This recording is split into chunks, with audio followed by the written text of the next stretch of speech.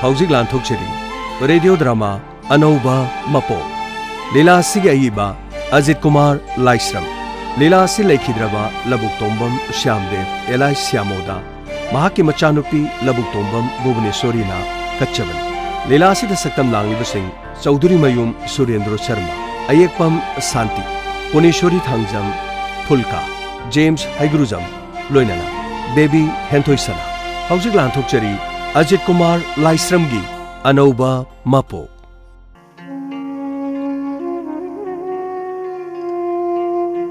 Ipai bungo kumja masing yam lagli ipagi chenglok saktam uraktab miyoi bana hainaba sarga patan haibaduna leramba thoklabati babu nangdi afaba thabakta tawrakpa dharma laiba kathokpadana nasaru oikhiba ipanina ipagi atmadi sargada soidana leiramgani Pai bungo sargagi laisin pomai hangduna nacha singna nangi damakta kachari balila kaya nokna yengbirao tabirao ko pabu ipagi lamanbu samna amata oirabasu singba ngamba oijage mapok haibaduna leiramlabadi mathangi mapok tasu Nasawi na pokjage ko pabo bor pinabiramo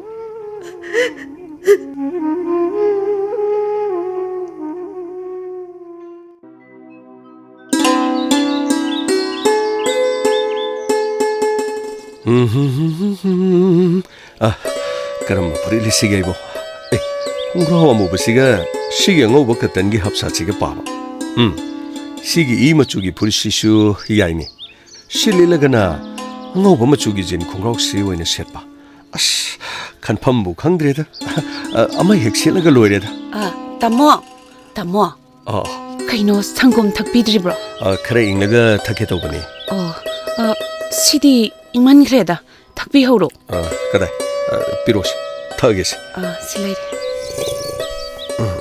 Pirol mayam sibo kaitoge hairino Chanabra yengini ne Meching yengliba mayam se Aina jura thamlibasi chanabra mukti yengune Yare kaino Tamodi chanaba dress khanba yam hai Aigi su khalan batare Hairong ne khanbige nangna haidi hairaktana Aidi asumna khanba hairamgani haibati khangchu khangde Tamo thabak chatkadaba leibro Ngasidi ipamda chalukige As Yare ba Sigi wa haisida haibiganu haibase hekta yati Kaino ipam chatpa haibabu kari kaige Kaiba kaidaba khangde Wahaido ai taba yam haina deba Aikoi maitulon gi wahi sisu haifam khangdaba aruba mayam ama lei Nupina lohonglaba matungda nupa mayumdagi magi horokpa mayumda chatpa matamdana ipam natragana mapam wahi si adum sizane aduga nupana nupi mayumda leiragana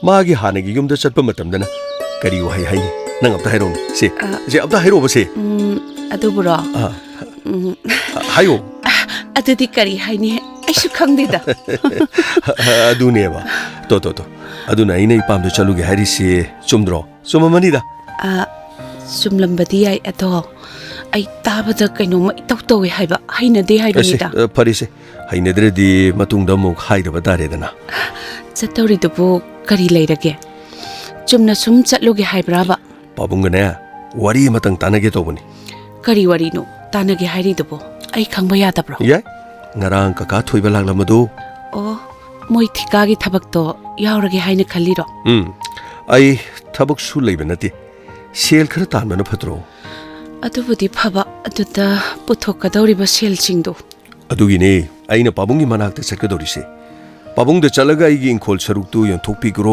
haige toban kaka thoibasi sumna tormanati thika tobodagi yongune haujuk mayum makai konungdongna sakre kar su atang ma thokre moi indom chana siriba sanalupa mayamdu nangsu uredana nangi su hengwai aina phanglakpa selduna nasado sanana yom hanga dori banine wakhal gati yam chauri potni ne thika tawrubada lekha tariba mayam sidi karimata khangdabagi wane ba mathak laikai gi tamoni mai do thika tauri bani haina taurubadagi mangba yaba mangaga ngauchatnaraga lairido adusu uredana As lebale nang sisu mutek po wangak ta ibai ni mai na mangbugum ai su mangla ka driver ha aina haibati tauba tarabasu su yare se to ibe ma ai loi na khang nangi se ta honing da ba man ba ma di yauri nangi thamoi de leiba wa do karino mu thai se nang na pam dra di to ka dori bane ba ai haira roida se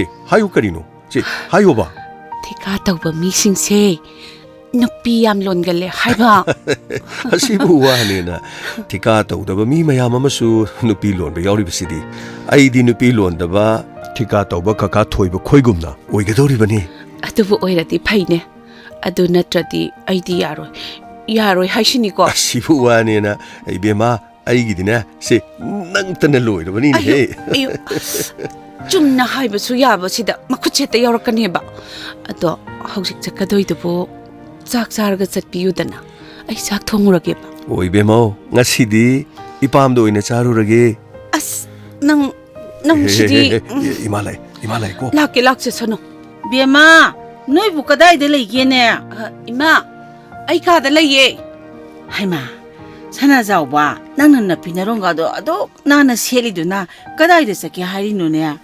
ima ai pabungi manak ta mukta chalu ge to bani Nati, ta da bu masangam de ga haibrai mi. thoidok pa karisu to de da chumna wari matang tanaru ge to bani Oh. ai gi mani bek to di Eh, se tebel matak de lai sinatro. bek sidi Kai da hurage, nangi si sen yaw pa man de da. Se. Engon de lupa sang ma di yauri. Se he hap sing kro se. ima yarani da ima How kro. Hey, yara so hap sing kro ne se. Se. ima adudi ai chalu ki ge lebale ai thoi he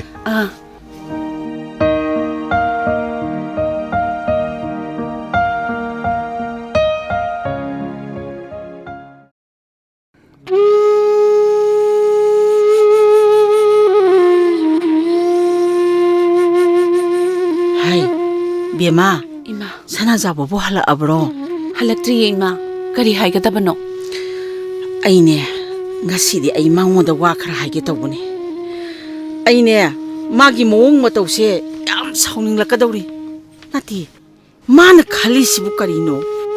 Ima isagi kana leiti edana ne ma thawai usittaba madi yauri ko ma. ima mana kari muk tawramage Yengoy, ima isagi ne haidana na pabungna thambiramba law mayamdo mana mache yombadagi hausikti law phaido ma phawba leitedana.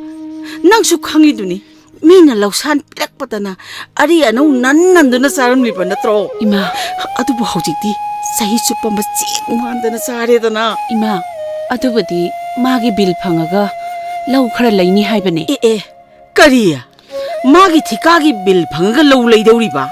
hoi Mana thika tawrine haina tawrisibu sai kaya gi yamageba puthokibada natana lupa ma phawba ngasi yumsida pusilakpado imisatani ai udri nati nangbu ukhrabra haiba khangde ima hangurasune saawda saawi to haida hairuraga yumse thadokduna chatkini hekta haire eba haujikti ma pot leraktrabanina ne chaninglamani chatpu chakradine pharabani ima nati mana adumaina hairagane akhoida kehliba nati mabu matamdu kari haina khige ha aigidi isa matomdani akhoiga punna leiminaba yagadaba oiradi haidana yare ba ima to ase to nangsune nangi nupani haidana kankhalai ne se pagi wana teba sibu amuk ngangnarudana kari tawrudoribano hari kanaru khida geba matamduda masada yana nangbu thajakhiba natro ha aine ngaklidi mana phanglakiba paisa singdo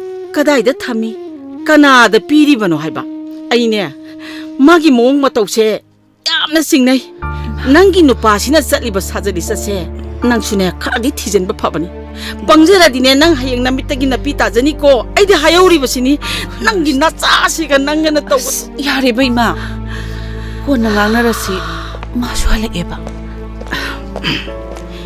ibungo sana zawba nang imagi nakta amta lakho kari haige ma laune sida phamo imaga wari khara sanasi 레발레 상아 글라스 아마땅 셈록시 이마기수 셈마기. 아, 야래 야래 야래 이마기디 시험루라노. 이마 까리 따나시게 낭네 스쿨 아마 사이 하이버도 감도 그러기. 아두디 꾸이레데 말로이기바 빌 퍼블 로이나 까이크라바두디 아, 아두 오라디 얌 파레. 아, 아이코기 럭사 레이터버시 얌 누아이티. 럭크라 라우나바 tawsido. 이마나 로 따마하이 로 로라가 까나노 우고도리브노 아이나 혹시 로 우키게드라 하이바 Masigi ngawbasidi. Lawdo lawragane nangbu u haiba natiye. Ma lepsinbasidine ngamdabagi wani. Pare, nangna madu yaningdrasune. Yumse ama sanaba tawrodana. Nama nabasinju loina sanakare. 이마 욤 샤바 하이바두디 아빵버기 와니다 욤다 타드기바 셀시아리마니 욤디 야나바 레게다 아이코이나 혹직 레리바 욤시 레이바둠 야리 케도르게마 Haima, aina haidi angang nubi piklingaida sentum yamna sangdringaisida. Yum ama sahubuna phabraiba. Aidi masinabu phane na khalida ado nangna tawge khalisina kari. 이마 아이나 tawgadaba plan mayam ama le 욤기 와펌도 코나 카너시 car अनौब अमा लौसिरेना खल्ली अदुगा लेमौरिबा पैसादुना अनौब थबक अमा सुबदा मुक सिजनरगे Nangbu hauji thaunariba kardubu kaidawrage. Ati si sum thaunaba yadabraiba. इमा car गे वाफम सिरि मा कोइना खंगनर आइना हौजि थौनरिबा car सिदि ओल model नि कनासु थौनद्रेदा पंग्याम याम दबा मा सुम लोक्सिल लगे दैमा Pangyam yamdaba harisibu lupa kaya pigadageba. Lakh तरा मरी तरा मंगाना फंगबा याबा अमा लोक्सिल लगे मा Khangdre. Nangna sina phani haibado khalaga dum tawroibungo. Tamo sa. हे सोमदा पिरोन हे कइनो सोमदनिन हे मसी नुपिसिदि Ye sana zawba. Ibe magi mamise. Nomogi sum soksila emi. Aina doctor da ukta yengthokluso haibasu nangna thawa sadi. Ngasi thaba simba leitradine. Ningsilingaida ngahtang chaluso do. आई याउद्रसु कोक यंग थोकलुबा याबनिदा आईगी थबंग मतासिगा आईबु सुंगाइदुना लेरदि यारारोइदा Doctor sapa haisidi mi ani chaminadari nungai bhauna dene nangbo. Ngasi chatrasu nangna sangba matam amada yek chatnaba to. आई मोंग अमा येंगगे Mong yenge haiba natene athuba matamda chatnaba tawgadabani ne. कनागी फोन अमु लाइसिना हेलो नंग ngangidu network se nuaite hoi ai kare sothologa amta yengese Sana zawbu sibiga. Kashu toro moida ima angang suti gi matam oire. Ngako. Ima oina ne ngai birurage. Ima hello hey kaino nang paksau du sorry du bo hey ngai khoni egi wa simukta da khone masi nu pisidi hey soman kriwane pare anati ai kaido haibno ba adugi were o nangna sorry se dugiro hey nangna thajedragana order torumagi receipt do se horen tharake aibu yamna oidabu ngangoi mohungine hey ai la wairiro kadai duna siga noi ne khoida o ai budi lakine aduda noi ne namo as hoi yares sanagi mongdu budi nangna phone da tharakpudo aduga chap manana dum hairamaban nangnu ngangli du mi ta drai wani hey nang sikseloko hey pare ai thamage ko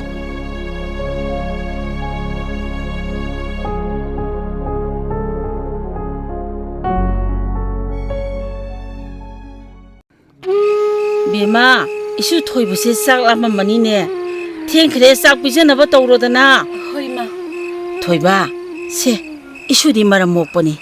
Sak thonaba tawro. Lai to yare se. Loiselo hayenga ta hauraga muk tawrodana. Bobo, sigi para se phadradi hayeng iskunda ojana phuni. Hoi. Patho. Bobo na ne isu gi nakta laige. Kadore. Parodana. Bobo, khangdaba am yauri. Ha. Sikai haino. Haima. Bobokti kadaidagi khangluni. Namada tahanji. Namabu tahanji ko ai nama kauge. Bema, nang sedam ta lao.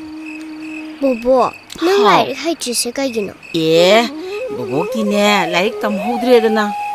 ꯀꯩꯒꯤ ꯇꯝꯍꯧꯗ꯭ꯔꯤꯕ ꯈꯪꯗ꯭ꯔꯦꯗ ꯑꯩꯁꯨ ꯊꯣꯏꯕ ꯕꯣꯕꯣ ꯍꯣꯏꯒꯤ ꯃꯇꯝꯗꯗꯤꯅꯦ ꯅꯨꯄꯤꯁꯤꯡꯅ ꯂꯥꯏꯔꯤꯛ ꯇꯝꯕꯁꯦ ꯇꯝꯅꯔꯝꯗꯦ ꯏꯃꯥ ꯀꯔꯤ ꯂꯩꯔꯒꯦ ꯑꯣ ꯏꯁꯨꯁꯦ ꯀꯔꯤꯅꯣ ꯑꯃ ꯈꯪꯗ꯭ꯔꯦꯅꯦ ꯁꯦ ꯑꯃꯨꯛꯇ ꯌꯦꯡꯕꯤꯌꯨꯁꯦ ꯑꯣ ꯃꯃꯥ ꯁꯤ ꯀꯩ ꯍꯥꯏꯅꯣ ꯀꯗꯥꯏꯅꯣꯅꯦ ꯁꯤꯁꯦ ꯎꯗ꯭ꯔꯣ ꯏꯆꯥꯊꯣꯏꯕ ꯅꯪꯒꯤ ꯃꯌꯦꯛ ꯃꯃꯥꯗꯤ ꯎꯗ꯭ꯔꯦꯅꯦ ꯅꯪꯒꯤ ꯃꯌꯦꯛꯁꯤꯡꯁꯦ ꯑꯃꯃꯝꯇ ꯑꯃꯨꯛꯇ ꯍꯥꯏꯔꯛꯎꯁꯦ ꯃꯃꯥ ꯇꯥꯒꯦ ꯑꯃꯃꯝꯇ ꯎꯝ SI S I ꯃꯈꯥꯗꯤ ZE S I Z E ꯑꯗꯨꯗꯤ ꯁꯥꯏꯖ ꯍꯥꯏꯕꯅꯤꯗꯅ ꯁꯥꯏꯖ ꯍꯥꯏꯕꯗꯤꯅꯦ ꯄꯣꯠ ꯑꯃꯒꯤ ꯄꯤꯛꯄ ꯆꯥꯎꯕꯒꯤ ꯃꯑꯣꯡ ꯍꯥꯏꯕ ꯑꯣ ꯈꯪꯉꯅꯤ ꯑꯇꯩꯗꯤ ꯑꯇꯩꯗꯤ ꯌꯥꯔꯅꯤꯗ ꯑꯣ ꯕꯦꯝꯃ ꯅꯪꯕꯨ ꯂꯥꯏꯔꯤꯛ ꯃꯌꯦꯛꯁꯦ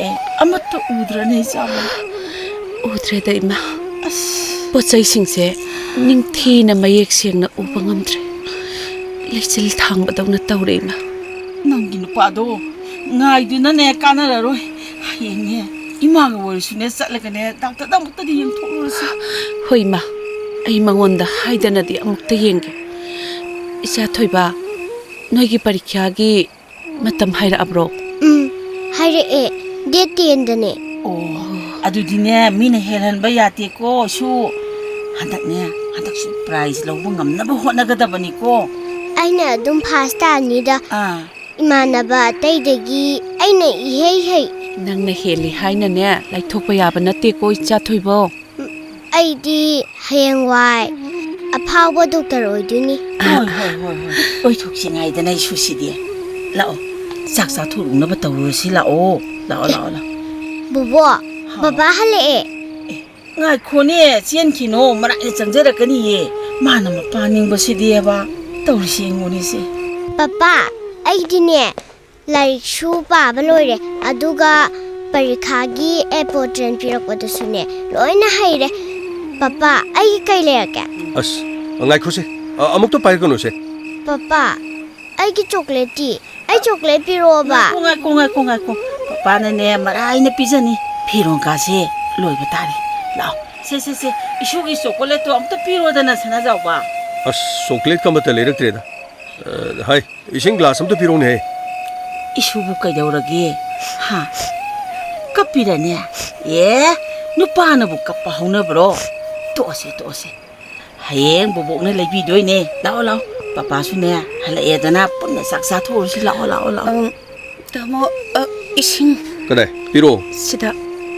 그리기노 ꯑꯁꯨꯛ ꯊꯦꯡꯕꯤꯔꯛꯏꯁꯤꯕꯣ ꯑꯩꯅ ꯆꯠꯂꯤꯁꯤ ꯃꯤ ꯎꯅꯕꯅꯤ ꯅꯠꯇꯦ ꯀꯩꯅꯣ ꯏꯁꯤꯡꯁꯤꯕꯣ ꯀꯩꯗꯧꯔꯒꯦ ꯐꯤꯜꯇꯔꯗꯒꯤꯅꯤ ꯅꯠꯇꯦ ꯁꯤꯗ ꯌꯥꯎꯔꯤꯁꯤ ꯀꯔꯤꯅꯣꯕ ꯍꯥ ꯅꯃꯤꯠꯇꯨ ꯎꯗ꯭ꯔꯣ 시디 ꯅꯪ ꯍꯦꯛ ꯊꯧꯁꯦ ꯁꯦ 이마 하이 그이노 떠비리시보 마이다뭐 이싱 하이전비라이시보 그리기노 그러게 그이노 나마이 내미까도 이싱 났다 그이노 더우시보 사나자와 그이동나래 나는 마마이도 이싱 하이질리브라 해봐 마니 아이느니 이싱 하이젤리벤 그리기에 마는 그리 하이버기노 하요 마세 미야므로 시트 이싱 글라스 아무튼 뿌로 하이버부 삼무 합라가 뿌르가 라이니네 ꯅꯪꯒꯤ ꯊꯛꯅꯕ ꯏꯁꯤꯡꯗꯕꯨ ꯑꯇꯝꯅꯅ ꯅꯪꯒꯤ ꯅꯨꯄꯤꯅ ꯁꯝ ꯍꯥꯞꯂꯝꯒꯅꯤ ꯍꯥꯏꯕꯁꯤꯕꯨ ꯅꯪꯕꯨ ꯊꯥꯖꯕ꯭ꯔꯅꯦ ꯏꯕꯨꯡꯉꯣ 타자바 나티 마 하블라가 뿌레이시니네 ꯑꯗꯨꯝ 하이노ꯀꯣ ꯃꯃꯤꯠꯁꯦ ꯅꯨꯡꯉꯥꯏꯇꯕꯗꯒꯤꯅꯦ ꯌꯥꯎꯔꯝꯕ ꯑꯣꯏꯔꯝꯕꯗꯤ ꯌꯥꯏ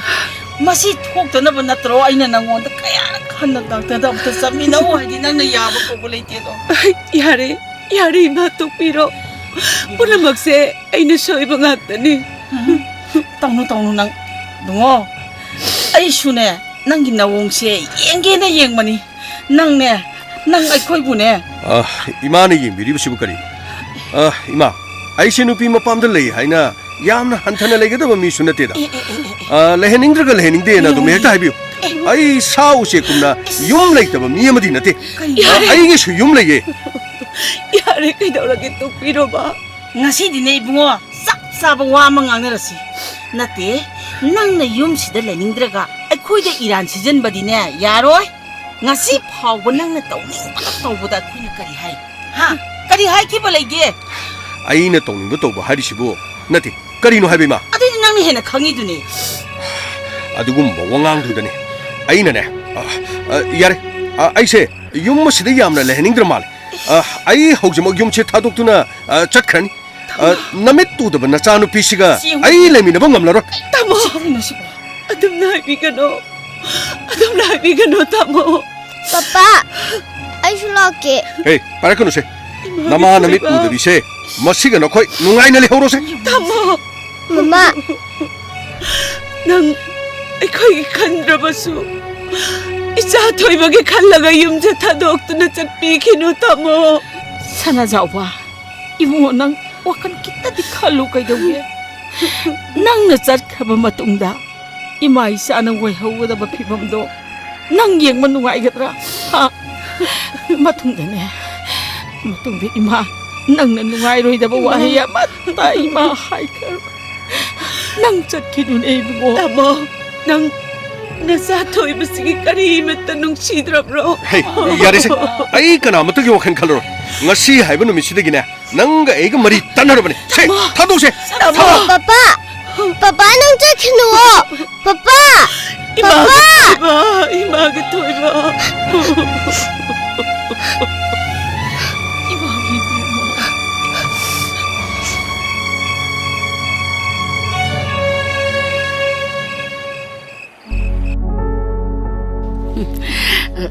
तामो सिसे थंजिन Kharge ngaiko he pek ani taga paikhiges यारे से तो पिरो केदरगे फन सुयामे अदो ngasi तामोना nati mem to nangi se yamna pithaning da bagi war yingo selgi wadi karima to khalunus ei si ure dana ngasi di kayano nangna lowning bodo lowros तामो नबुक फतबा तौजेनो aina haidi ngauraga ngarangi du maina kaino ngarangi du maina di nati karino oiba yam thuna su kawire da ko ngarang di miyam mamang du da aigi khujeng se pairaga koi lau lau bodo oh ningsing aina ngarang miyam mang da nangse aigi ni kanamatagi oibe yaroi gaina ina lawbodo adu oire adu tamo aidi tamo na do maina to bodo as yami kaida hey lawgi yauna lawri bani ne leiram liba singdo masak nungsirakta ba ado tamo matung de do maina to winu ko aigi su khara khanbiyo ba hey kaino nangbu khanbagi ne aina lawri bido hey kana da bade se full pack amatang gairo se mana nupa thokpadi ngamdraga laurga kai kana doino aibu nupa thokti gaina hey sidagi ai torkiyo ai hojikti free oirabani kaino free oire hari sibutamo lebak lege khoini khainade hojikti ngonda yetpirakna ba kana so leitrabani ne kari gi khainai no tamo pamdabagi khainari ba nangonda yelaktana ba hengwai ai busu pamdre dana no aigi thamoigi mabemani ai khoini kamdau seba ado kaidau se haibano kaidau ba haibabu aigi nakta chalase nang kari khaliba kaino da sumaina sumlari se kaidorge chalasu satrasu aidi nangine nangtagi adu tamo hauji aigi wiriba phibam sida memthoi nang seina khanbaga yamna khen aidi haribasini aina haiba yadaba yaro hoine antugi wafam do kona mukhanara seba thengkhrani kamai tawsige ai chatkhro haiba natro chala dogon adu sakti sida oina yar hotel do oina charurani kaino haisibo tamona leiribo hotel dubu sakso sakta natet apamba khudimak loina phang tamona yumda leitadana hotel da leirisibu hotel da nungaiba masigi wari se wona hairek ai chalagi tuniye tamo si tapna somda khuto ai amta samjage ba se tamo adu tamo kardo khara tapna di thobiyu ko nang nei gi damak wabi besina yaris ai chalagi Hey, ning thi na layu ko. Hoi tamo. Chale.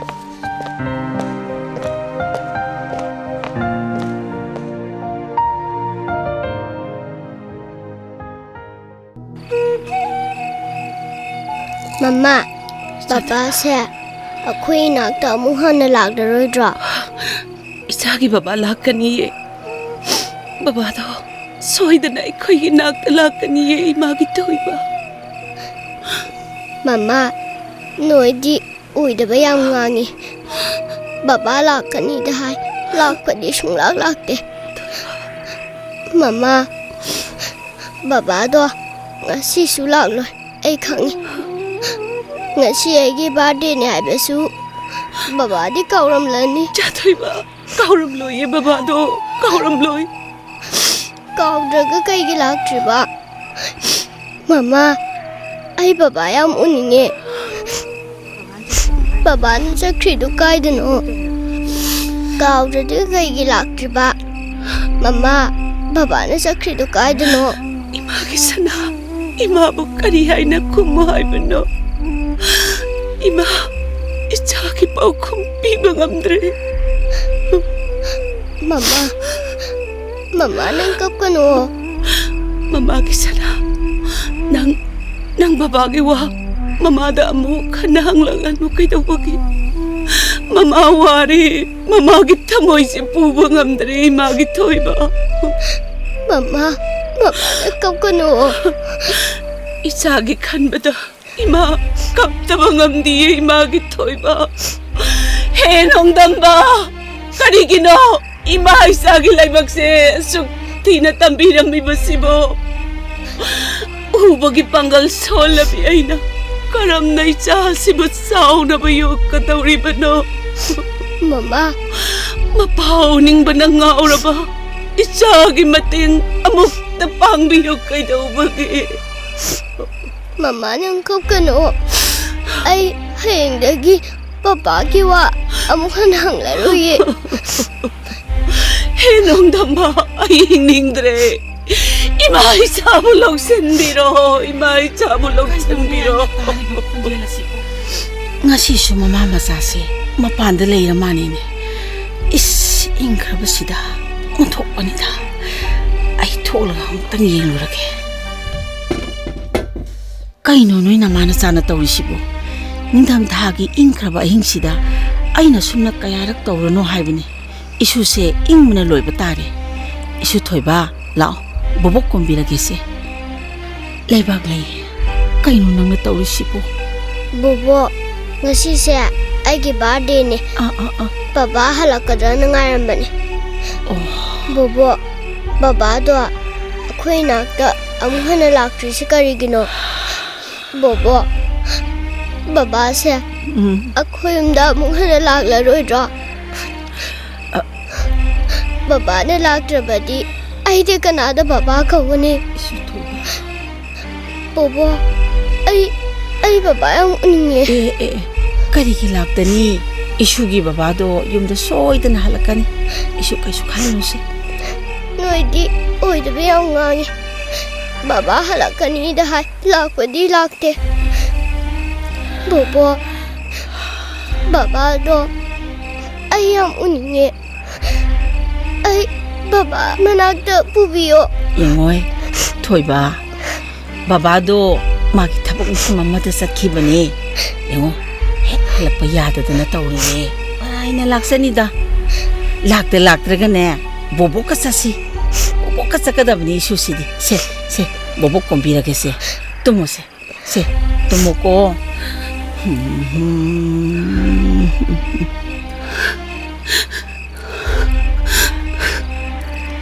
Bema, kam dausiya.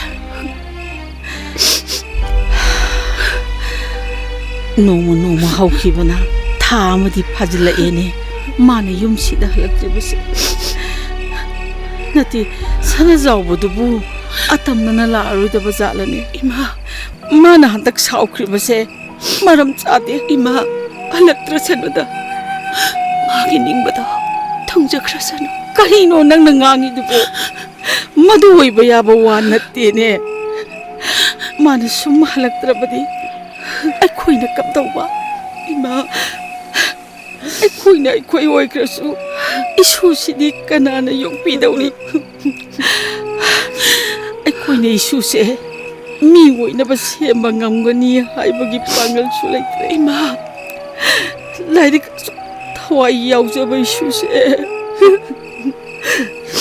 School ꯆꯠꯇ꯭ꯔꯦꯗꯅ ꯏꯃꯥ, ꯁꯅꯥꯖꯥꯎꯕꯗꯣ ꯋꯥꯈꯜ ꯊꯦꯝꯃꯜꯂꯤ. ꯃꯁꯥꯁꯤꯒꯤ ꯈꯖꯤꯛꯇꯪꯗꯤ ꯈꯟꯕꯤꯕ ꯌꯥꯕꯅꯤꯀꯣ. ꯏꯃꯥ, ꯃꯥꯒꯤ ꯋꯥꯔꯤꯁꯦ ꯇꯣꯛꯂꯁꯤ ꯀꯩꯗꯧꯕꯒꯦ? ꯅꯪꯅꯗꯤ ꯑꯗꯨꯝꯇ ꯍꯥꯏꯔꯤꯕ, ꯃꯥꯅ ꯌꯨꯝꯁꯤꯗ ꯁꯨꯝ ꯍꯜꯂꯛꯈꯤꯗꯕ ꯊꯣꯛꯂꯕꯗꯤ ꯑꯩꯈꯣꯏꯒꯤ ꯐꯤꯕꯝ ꯌꯥꯝꯅ ꯂꯨꯗꯧꯔꯤ. ꯍꯧꯖꯤꯛ ꯆꯥꯅꯤꯡꯉꯥꯏ ꯊꯛꯅꯤꯡꯉꯥꯏꯁꯨ ꯂꯩꯁꯤꯜꯂꯛꯇ꯭ꯔꯦ. ꯁꯥꯎꯗꯨꯅ ꯀꯥꯟꯅꯗꯦ. ꯏꯕꯦꯝꯃ, ꯁꯅꯥꯖꯥꯎꯕꯗꯣ ꯐꯣꯟ ꯑꯃꯨꯛꯇ ꯇꯧꯋꯣ. ꯏꯃꯥ ꯑꯃꯨꯛꯇ ꯄꯥꯏꯒꯦ. ꯏꯃꯥ, ꯅꯪ ꯐꯣꯟ ꯑꯃꯨꯛꯇ ꯇꯧ. ꯑꯩꯅꯦ ꯋꯥ ꯑꯃꯨꯛꯇ ꯍꯪꯒꯦꯕ. ꯇꯧꯔꯔꯣꯏꯁꯤꯗ ꯏꯃꯥ. ꯀꯔꯤꯅꯣ ꯅꯪꯅ ꯃꯉꯣꯟꯗ ꯐꯣꯟ ꯇꯧ ꯍꯥꯏꯕ ꯌꯥꯗ꯭ꯔꯤꯁꯤꯕꯣ? ꯅꯪꯕꯨ ꯋꯥꯔꯤ ꯁꯥꯎ ꯍꯥꯏꯕ ꯅꯠꯇꯤꯌꯦ. ꯑꯩ ꯀꯩꯅꯣꯝꯇ ꯍꯥꯏꯒꯦꯕ. ꯏꯃꯥ, ꯃꯥꯒꯤ ꯐꯣꯟ ꯅꯝꯕꯔꯗꯣ ꯆꯠꯈꯤꯗ꯭ꯔꯦ ꯍꯥꯏꯕ. ꯀꯩꯅꯣꯅꯦ ꯍꯥꯏꯔꯤꯁꯤꯕꯣ? ꯅꯠꯇꯦ, ꯅꯪꯅ ꯍꯥꯏꯔꯤꯁꯤꯕꯨ? ꯏꯃꯥ, ꯃꯥꯅ ꯌꯨꯝꯁꯤꯗꯒꯤ ꯆꯠꯈꯤꯕ ꯏꯀꯨꯏ ꯀꯨꯏꯗꯅ ꯃꯥꯒꯤ ꯅꯝꯕꯔꯗꯣ ꯑꯗꯨꯝ ꯆꯠꯈꯤꯗ꯭ꯔꯦ. 이씨, 아들이 감독님, 응? 숨 떨어지. 마기 마마는 보통 짜다네. 마기 머리 마콩도 가라 뒤독비유 하이는 이마 하이루라게. 이마, 다tom자기 마망다 얌내 이까이 항비루라누다. 마기 마팜다 아이 마카다나 아예 아마타 비닝드레. 내 너가 아이씨 아빠도 마닝 땀자 그렇잖아 이마. 야로에. 아이 강이 마윰시다 아목 칸나 할락가니 하이바 아이 따져드레 이마. 이마 이사부까 나라이때 또 손마 수월에 하이도나 마나 빵떡떡보니 야로에. 말락으로 하이라버수네. 낙하야마 생독나버디 파이. 막 떡나 파면 되다고. 나이제라말 런통 뿌나먹수 마기 마팜나 아이디 로이네 신나자 기다리고. 이마.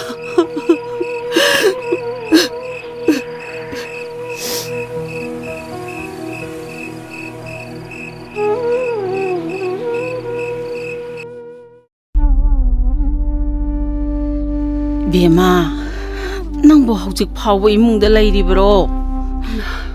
이슈 토이브나 까다이다 싹크라바. 마마세 ngahakta mapanda puthokpirambasu yabani. 이마, 토이베나디 마팔 톡세나 하이람바니. Aduda nangna yadriba goyini. Imungdo sum leisenbase nangbu nasado yararoyaba. Lao, mapanda thoksi ima khut samgese. Se Parosa. Se. Ay tapna 마라가 삭방암브라 yen게 이마. Ho. Yengo. Tapna. Tapna. To sidane thongba leire. Tu. Ye thangba khutuna somda payo. Se. Se na khongdo thangalo. Yare. Sida pha leire. 밤다바 야라드라 이마. Yare. Ngako ima paige. Yare. Phamtharo. Asumnane khara sappa tamsiko. 이마, 파넥도 로이나 lauhorabra. Kanana laurugabanoda. Ngarang inama memchana puro olaugi haidainya. O manadi puro haibagine piba satpani. Asuk maman yamba phanek sibu oidana lupa chani khak pigi hairi. Ada aina ne yam tamalle haidana ne lupa chatu tipiu haibani. Masu yadi. Atudi masu henmandro. O yarani haidana taurini ne. Aina masakto nusi mandradana piramdrabani. Atudi kamdauba tari ima. Ngarang numitang su chak thongdre. O phi budi ne atopa amata pirame. Lupa samri budi pire. O.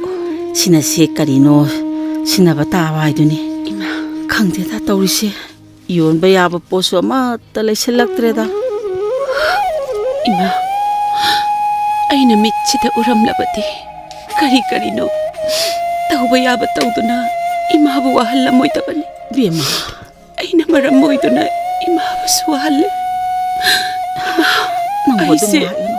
ꯁꯤꯈꯤꯕꯅ ꯐꯔꯕꯅꯤ ꯑꯩ ꯍꯤꯡꯅꯤꯡꯗ꯭ꯔꯦ ꯏꯃꯥ ꯑꯩ ꯍꯤꯡꯅꯤꯡꯗ꯭ꯔꯦ ꯀꯔꯤꯒꯤ ꯋꯥꯔꯨꯅꯤ ꯏꯃꯥ ꯀꯩꯁꯨ ꯋꯥꯗꯦ ꯑꯗꯨꯒꯨꯝꯕ ꯋꯥꯈꯜꯗꯣ ꯈꯟꯒꯅꯨ ꯅꯪ ꯂꯩꯇ꯭ꯔꯗꯤ ꯅꯆꯥꯁꯤꯗꯤ ꯀꯝꯗꯧꯕ 이마 ꯂꯥꯏ ꯂꯩꯔꯤꯁꯤꯗꯤ ꯂꯥꯏꯅ ꯇꯝꯕ ꯃꯔꯥꯏꯅ ꯂꯥꯛꯁꯅꯤ ꯏꯆꯥꯁꯤꯗꯤ 이마 다모도 ꯐꯠꯃꯟꯗꯦ ꯌꯥꯔꯦ ꯌꯥꯔꯦ ꯌꯥꯔꯦ 마나 ꯑꯩꯈꯣꯏꯒꯤ ꯂꯩꯖꯔꯝꯕ ꯂꯧꯁꯤꯡꯗꯣ ꯌꯣꯟꯊꯣꯛꯂꯝꯗꯕ ꯇꯥꯔꯕꯗꯤ ꯑꯩꯈꯣꯏ ꯑꯁꯨꯝꯅ ꯋꯥꯔꯝꯂꯣꯏ ꯑꯁꯨꯝꯅ ꯇꯧꯔꯛꯀꯅꯤ ꯈꯪꯗꯕꯅꯅꯦ ꯑꯩꯈꯣꯏꯁꯨ ꯃꯥꯅ ꯍꯥꯏꯔꯤ ꯃꯈꯩ ꯂꯣꯏꯅ ꯍꯦꯛ ꯌꯥꯔꯣꯏ 이마 ꯃꯥ ꯌꯥꯝꯅ ꯐꯠꯇꯕ ꯃꯤꯅꯤ ꯑꯩꯈꯣꯏꯒꯤ ꯈꯟꯗ꯭ꯔꯕꯁꯨ ꯃꯆꯥꯁꯤꯒꯤꯗꯃꯛꯇꯗꯤ ꯈꯤꯇꯪ ꯈꯟꯕꯤꯕ ꯌꯥꯕꯅꯤ ꯏꯁꯨꯁꯤꯅ ꯁ꯭ꯀꯨꯜ ꯆꯠꯅꯤꯡꯗꯨꯅ ꯃꯃꯥꯟꯅꯕꯁꯤꯡꯅ ꯁ꯭ꯀꯨꯜ ꯆꯠꯅꯕ ꯎꯕꯗ ꯂꯨꯅ ꯂꯣꯟꯅ ꯌꯦꯡꯂꯤꯕꯁꯦ ꯏꯃꯥ ꯌꯦꯡꯕ ꯉꯝꯗꯦꯌꯦ 이슈기 말아이복세 온통나수 티그래 이만 군을 라마 방려봐 이나 그리 우바이노 호이나 통dom시마 이마 와칼 통들에 이마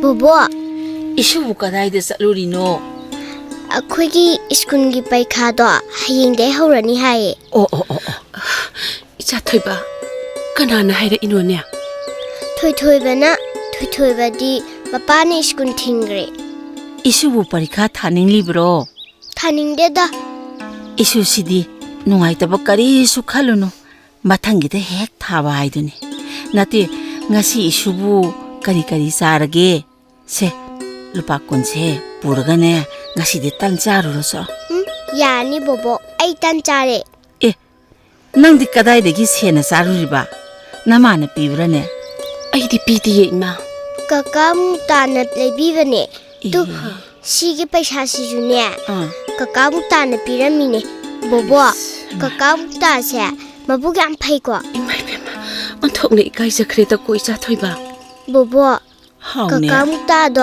아 ꯑꯣꯐꯤꯁ ꯃꯃꯥꯡꯒꯤꯅꯦ ꯉꯥꯔꯤ ꯁꯦꯟꯅꯕ ꯌꯥꯎꯋꯦ ꯍꯥꯏꯌꯦ ꯑꯗꯨꯗꯅꯦ ꯄꯩꯁꯥ ꯌꯥꯝ ꯐꯪꯉꯦ ꯍꯥꯏꯕꯣ 호이네 아줌나 따위 하이버네 아도 까이데오라기 ꯕꯣꯕꯣ ꯑꯩꯁꯨ ꯍꯌꯦꯡꯗꯒꯤ ꯀꯀꯥ ꯃꯨꯛꯇꯥꯒꯤ ꯃꯇꯨꯡ ꯏꯜꯂꯒ ꯒꯥꯔꯤ ꯁꯦꯟꯕ ꯌꯥꯎꯒꯦ 그리야 토이바 ꯑꯗꯨꯗꯒꯤ ꯐꯪꯂꯛꯄ ꯄꯩꯁꯥꯗꯨꯅ ꯆꯦꯡꯁꯨ ꯋꯥꯜꯂꯅꯤ ꯃꯃꯥꯒꯤ ꯃꯤꯠ ꯂꯥꯌꯦꯡꯅꯕ ꯁꯦꯜꯁꯨ ꯈꯒ ꯇꯨꯡꯁꯤꯟꯕ ꯌꯥꯔꯅꯤꯕꯣ 카이노 낭나 낭이바도보 이마기 사나 아도 나우리바 낭나 아두다 잘라가 까리 타박노 추로가 나우리바도보 보복기 토이바 보복 레이나 까리기 수나 아두군바 타복도 떠고더리노 ꯕꯣꯕꯣꯛꯇꯤ ꯑꯍꯟ ꯑꯣꯏꯔꯗꯨꯗꯤ ꯕꯣꯕꯣ ꯀꯀꯥ ꯃꯨꯛꯇꯥꯅ ꯍꯥꯏꯔꯤꯕ ꯃꯣꯏ ꯑꯣꯐꯤꯁ ꯃꯃꯥꯡꯒꯤꯅꯦ ꯒꯥꯔꯤꯗꯣ ꯁꯦꯡꯕꯗꯅꯦ ꯁꯦꯜ ꯌꯥꯝ ꯐꯪꯉꯦ ꯍꯥꯏꯕꯣ ꯑꯩꯁꯨ ꯍꯌꯦꯡꯗꯒꯤ ꯃꯇꯨꯡ 이ꯜꯂ ꯆꯠꯀꯦꯕ ꯑꯩ ꯀꯩꯁꯨ ꯋꯥꯔꯣꯏꯌꯦ ꯕꯣꯕꯣ ꯑꯩ ꯍꯌꯦꯡꯗꯩ ꯆꯠꯀꯦꯕ 아이 까리 하이가다보노 강드레 슈토이바 이마기 붕어 낭짓바 야로 낭짓가노 이마기 사나 낭짓가노 ꯃꯃꯥꯅ ꯃꯤꯠ ꯎꯗꯅ ꯂꯩꯕꯗꯣ ꯑꯩ ꯅꯨꯡꯉꯥꯏꯇꯦꯕ ꯃꯃꯥ ꯑꯩ ꯀꯩꯁꯨ ꯋꯥꯔꯣꯏꯕ ꯑꯩ ꯍꯌꯦꯡꯗꯩ ꯆꯠꯀꯦꯕ ꯃꯃꯥ 사나 이마기 사나 까리노 낭나 아이리바도보 이마기 붕어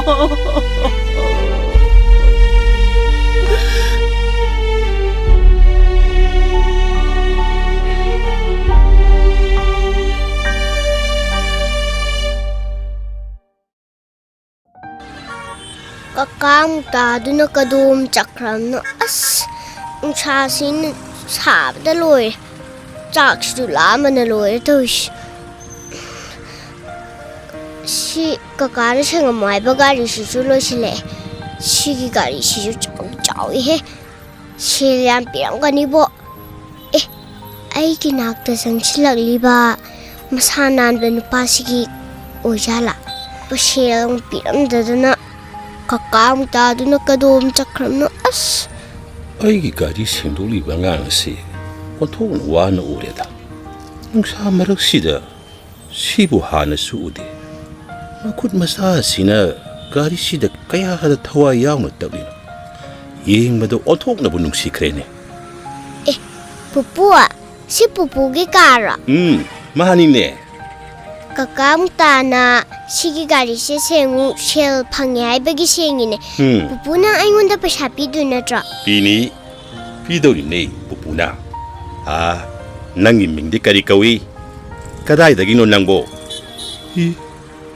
ꯀꯩꯅꯣ ꯃꯥꯅ ꯑꯩꯅ ꯍꯪꯕꯁꯤ ꯈꯨꯝꯗꯗꯅ ꯀꯅꯥꯗꯅꯣ ꯑꯃꯨꯛ ꯊꯋꯥꯏ ꯇꯥꯅ ꯌꯦꯡꯂꯤꯁꯤꯕꯣ ꯑꯩ ꯆꯠꯈ꯭ꯔꯦꯅꯦ ꯍꯩ ꯅꯨꯄꯥ ꯃꯆꯥ ꯑꯩ ꯁꯦꯜ ꯄꯤꯈꯤꯒꯦ ꯉꯥꯏꯈꯣꯅꯦꯍꯦ ꯃꯦꯝꯊꯣꯏ ꯍꯧꯖꯤꯛꯀꯤ ꯀ꯭ꯋꯥꯗꯣ ꯃꯌꯨꯝꯗ ꯇꯣꯉꯥꯟꯅ ꯑꯗꯨꯝ ꯍꯥꯞꯄꯨꯀꯣ ꯁꯤꯁꯤꯔꯣ ꯇꯥꯃꯣ ꯍꯣꯏꯅꯦ ꯍꯣꯏꯅꯦ ꯀꯊꯥ ꯍꯥꯞꯄꯗꯣ ꯑꯩ ꯁꯥꯔ ꯀꯨꯕꯦꯔꯒꯤꯅꯤꯀꯣ ꯑꯁ ꯑꯗꯨ ꯇꯥꯃꯣ ꯑꯩꯗꯤ ꯆꯪꯉꯣꯏꯀꯣ ꯁꯤꯗ ꯁꯨꯝ ꯂꯩꯍꯧꯒꯦꯕ ꯇꯥꯃꯣ ꯑꯗꯨꯝ ꯆꯪꯕꯤꯔꯨꯔꯣ ꯅꯠꯇꯦ ꯀꯩꯗꯧꯔꯒꯦꯕ ꯑꯁ ꯑꯗꯨꯒꯤ ꯁꯥꯔꯗꯣ ꯃꯤꯌꯦꯡ ꯅꯥꯌꯦꯡ ꯑꯃ ꯏꯇꯧ ꯍꯦꯛ ꯇꯧꯔꯗꯅ ꯑꯩ ꯌꯥꯝ ꯍꯩꯅꯗꯦꯀꯣ ꯍꯩꯅꯗꯦ ꯀꯥꯏꯅ ꯌꯦꯡꯖꯁꯅꯨ ꯀꯩꯅꯣ ꯑꯗꯨꯕꯨ ꯀꯔꯤ ꯀꯥꯏꯒꯦ ꯑꯩꯈꯣꯏꯒꯤꯗꯤ ꯊꯕꯛ ꯁꯛꯁꯦꯁ ꯑꯣꯏꯔꯒ ꯂꯣꯏꯔꯦꯗꯅ ꯑꯩꯅ ꯍꯥꯏꯔꯤꯁꯦ ꯃꯨꯟꯅ ꯇꯥꯎꯅꯦ ꯃꯦꯝꯊꯣꯏ ꯅꯪꯁꯤ ꯑꯣꯐꯤꯁꯔ ꯂꯣꯏꯅꯕ ꯌꯥꯝꯅ ꯍꯩꯔꯣꯏꯗꯧꯔꯤ ꯅꯨꯡꯁꯥ ꯌꯥꯝꯅ ꯁꯥꯏ ꯂꯥꯛꯑꯣ ꯆꯪꯉꯁꯤ ꯂꯥꯛꯑꯣꯁꯦ ꯑꯁ ꯇꯜꯂꯦꯕ ꯑꯩ ꯁꯤꯗ ꯁꯨꯝ ꯂꯩꯍꯧꯒꯦꯕ ꯇꯥꯃꯣ ꯑꯁ ꯅꯪꯁꯨ ꯑꯣꯟꯊꯣꯛꯅ ꯑꯉꯥꯡ ꯃꯆꯥ ꯃꯥꯟꯈ꯭ꯔꯦ ꯅꯪ ꯌꯥꯎꯗꯕ ꯌꯥꯔꯣꯏꯕ ꯁꯥꯔꯅ ꯅꯪꯒ ꯂꯥꯛꯃꯤꯟꯅꯧ ꯍꯥꯏꯔꯛꯏꯅꯤ ꯑꯗꯨꯒꯤꯅꯤ ꯂꯥꯛꯑꯣ ꯆꯪꯁꯤ ꯂꯥꯛꯑꯣꯁꯦ ꯄꯄꯥ ꯀꯥꯏꯗꯩ ꯑꯉꯥꯡꯅꯣ ꯁꯤꯕꯣ ꯀꯅꯥꯒꯤ ꯑꯉꯥꯡꯅꯣꯅꯦ ꯑꯩ ꯈꯪꯗꯦꯗ ꯄꯄꯥ ꯅꯪ ꯂꯩꯇꯕꯁꯦ ꯑꯩ ꯌꯥꯝ ꯅꯨꯡꯉꯥꯏꯇꯦꯕ ꯑꯩꯈꯣꯏ ꯌꯨꯝꯗ ꯆꯠꯁꯤ ꯂꯥꯛꯑꯣ ꯄꯄꯥ ꯍꯩ ꯀꯩꯅꯣꯅꯦ ꯀꯅꯥꯒꯤ ꯕꯕꯥꯅꯣꯅꯦ ꯁꯦ ꯄꯥꯏꯔꯛꯀꯅꯨ ꯁꯦ ꯂꯣꯏꯅ ꯃꯣꯠꯄ ꯇꯥꯔꯦ ꯁꯦ ꯄꯄꯥ ꯑꯩ ꯊꯣꯏꯊꯣꯏꯕꯅꯦ ꯑꯩꯈꯣꯏ ꯌꯨꯝꯗ ꯆꯠꯁꯤ ꯂꯥꯛꯑꯣ ꯄꯄꯥ ꯑꯁ ꯇꯥꯃꯣ ꯃꯤ ꯃꯃꯥꯡꯁꯤꯗ ꯑꯣꯟꯊꯣꯛ ꯏꯀꯥꯏꯈ꯭ꯔꯦ ꯑꯁ ꯃꯊꯣꯡ ꯃꯔꯝ ꯈꯪꯗꯕ ꯁꯦ ꯑꯩꯅ ꯊꯥꯗꯣꯛ ꯍꯥꯏꯗ꯭ꯔꯁꯦ ꯕꯕꯥ ꯑꯩ ꯊꯥꯗꯣꯛꯑꯣꯏꯌꯦ ꯑꯩꯈꯣꯏ ꯌꯨꯝꯗ ꯆꯠꯁꯤ ꯂꯥꯛꯑꯣ ꯕꯕꯥ ꯍꯦ ꯊꯥꯗꯣꯛꯎꯅꯦ ꯁꯦ ꯊꯥꯗꯣꯛꯎꯅꯦ ꯍꯩ 이bungo ꯍꯩ ꯉꯥꯏꯈꯨꯟꯍꯤ ꯑꯉꯥꯡꯗ ꯑꯗꯨꯝꯅ ꯐꯨꯕꯤꯕ ꯍꯧꯅꯗꯦꯅꯦ ꯅꯠꯇꯦ ꯑꯉꯥꯡ ꯑꯁꯤꯅ ꯀꯩ ꯑꯀꯥꯏꯕ ꯇꯧꯈ꯭ꯔꯕꯒꯦ ꯍꯦ ꯂꯥꯛꯑꯣ ꯃꯦꯝꯊꯣꯏ ꯂꯥꯛꯑꯣ ꯆꯪꯉꯁꯤ ꯂꯥꯛꯑꯣ ꯆꯪꯉꯁꯤ ꯕꯕꯥ ꯕꯕꯥ ꯅꯪ ꯆꯠꯈꯤꯅꯨꯋꯣ ꯍꯩ ꯅꯨꯄꯥ ꯃꯆꯥ ꯀꯞꯀꯅꯨ ꯄꯨꯄꯨ ꯋꯥ ꯍꯥꯏꯒꯦ ꯁꯦ ꯄꯨꯄꯨꯗ ꯍꯥꯏꯌꯨ ꯍꯧꯖꯤꯛꯀꯤ ꯅꯨꯄꯥꯗꯣ ꯅꯪ ꯍꯥꯟꯅ ꯃꯁꯛ ꯈꯪꯕ꯭ꯔꯣ ꯈꯪꯉꯦ ꯑꯩꯒꯤ ꯕꯕꯥꯅꯤ ꯅꯪꯒꯤ ꯕꯕꯥ ꯑꯣꯏꯔꯒ ꯀꯔꯤꯒꯤ ꯃꯥꯅ ꯅꯪꯉꯣꯟꯗ ꯐꯨꯔꯤꯕ ꯅꯪꯅ ꯀꯔꯤ ꯇꯧꯔꯨꯔꯒꯦ ꯑꯩ ꯀꯩꯁꯨꯝ ꯇꯧꯗꯦ ꯕꯕꯥ ꯀꯧꯕꯒꯤ ꯐꯨꯔꯤꯅꯦ ꯅꯪꯅ ꯕꯕꯥ ꯀꯧꯕꯒꯤ ꯐꯨꯔꯤꯕ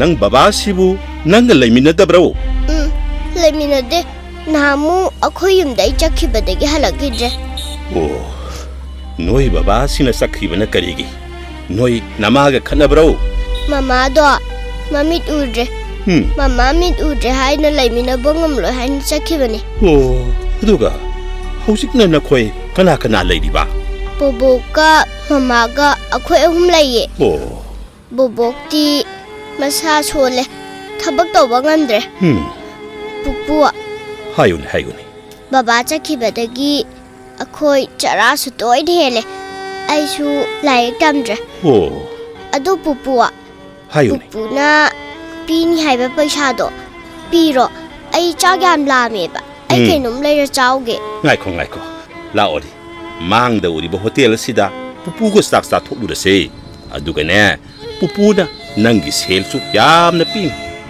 ꯂꯥꯛꯑꯣꯅꯦ ꯆꯠꯁꯤ ꯄꯨꯄꯨꯒꯤ ꯈꯨꯠ ꯄꯥꯏꯔꯣ ꯍꯣꯏ ꯄꯨꯄꯨ